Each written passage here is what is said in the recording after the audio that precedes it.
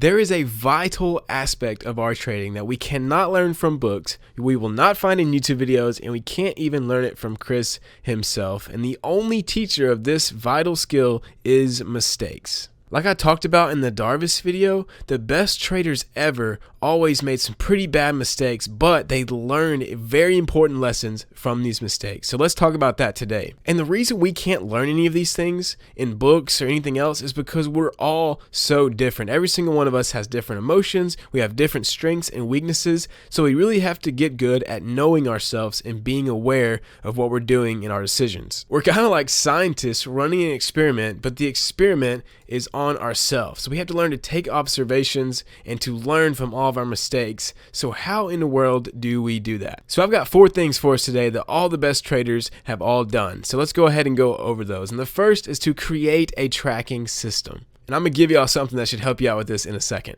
And once we have a tracking system, we need to track every single day we trade. Next, we need to review and make observations, just like the scientist example I talked about. We have to really take a step back and analyze what we're doing. And the 4th thing is to create rules and reminders based off these observations that we make of ourselves. And this is why no one can teach us these things, because we're all different. So we have to make observations about ourselves and then to create rules and reminders. 1, to help us avoid mistakes, and 2, to help us do more of the right things. So I'm going to show y'all the tracking system that I use right now. So this is the daily trading log that I use. So what I do first is write down the date, write down the account size, positions that I already have taken, what I should do with those positions, my watch list, what I should do if something happens, and then I have notes and mistakes here at the bottom. So I have this whole first part filled out before the trading day even starts. But the most important part about this is the notes and mistakes section. So now that I have weeks of information on my trading, I go back and I flip through and see what were the common mistakes and how did I end up making those,